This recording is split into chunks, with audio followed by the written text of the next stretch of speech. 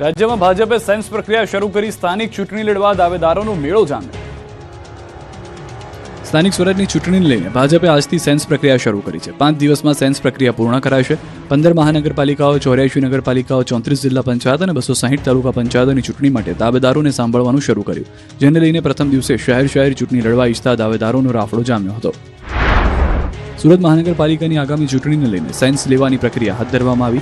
બુધના ભાજપ કાર્યાલય ખાતે સવારના 10 વાગ્યાથી કાર્યકર્તાઓ અને દાવેદારોની ભારે ભીડ જોવા મળી છે।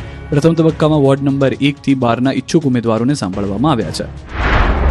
તો મોરબી જિલ્લા ભાજપ કમલમ કાર્યાલય ખાતે પણ જાણે મેળો હોય તેવો માહોલ જોવા મળ્યો છે। સવારથી જ મોટી સંખ્યામાં કાર્યકર્તાઓ ઉમટી પડ્યા, ચૂંટણી લડવા માટે દાવો કર્યો હતો। આ તરફ રાજકોટ શહેર ભાજપ કાર્યાલય કમલમ ખાતે સેન્સ પ્રક્રિયા શરૂ કરવામાં આવી।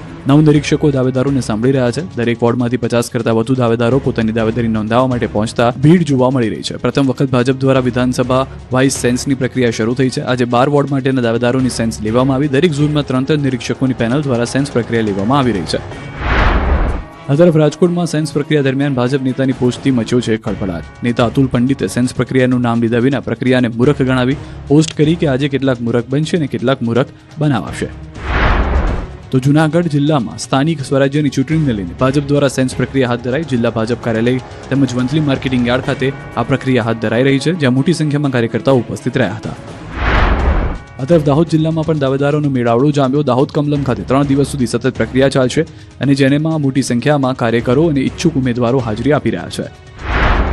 આ દ્રશ્યો ગીર સોમનાથના છે। અહીં પણ 2 અલગ અલગ ઝોનમાં સેન્સ પ્રક્રિયા હાથ ધરાઈ। મોટી સંખ્યામાં દાવેદારો સેન્સ પ્રક્રિયા માટે ઉમટ્યા।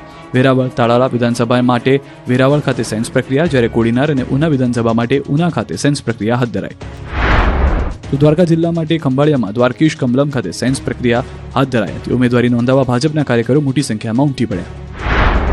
આ તરફ ભરૂચ અને નર્મદામાં પણ ભાજપ કાર્યાલયમાં મોટી સંખ્યામાં ભીડ જોવા મળી। સ્થાનિક ચૂંટણી લડવા માટે દાવેદારોનો રાફડો ફાટ્યો। નિરીક્ષકોએ દાવેદારોને સાંભળ્યા હતા। તો મહેસાણામાં પણ ટિકિટ મેળવવા માટે ઉમેદવારોમાં ભારે ઉત્સાહ જોવા મળી રહ્યો છે। દાવેદારોની લાઈન લાગી હતી। આ બાજુ વડોદરામાં ભાજપ દ્વારા સેન્સ પ્રક્રિયા શરૂ કરવામાં આવી। ટિકિટ વાંચકોની લાઈન લાગી હોય તેવા દ્રશ્યો જોવા મળ્યા। વડોદરા શહેરમાં 4 ઝોનમાં સેન્સ પ્રક્રિયા રાખવામાં આવી છે। આ તરફ ડભોઈ ભાજપમાંથી ઉમેદવારી કરવા પણ ઉત્સાહ જોવા મળ્યો છે। કરજણ બજાર સમિતિના મકાનમાં સેન્સ પ્રક્રિયા લેવા 170 જેટલા દાવેદારો પહોંચ્યા।